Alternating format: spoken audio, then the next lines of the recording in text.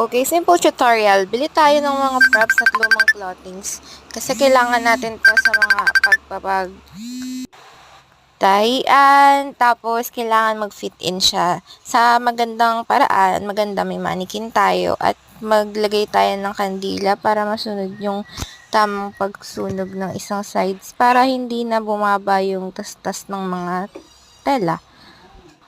Yun ang mga technique na ginagawa usually ng mga mananahi na nakilala ko. Kaya medyo familiar ito sa akin. Shoutout nga pala kay Ate Baby na lagi kong hinihingan ng tela nung maliit pa ako.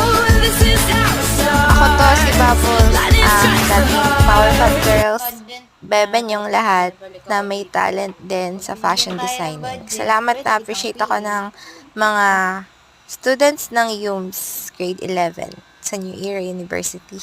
I'm so happy guys!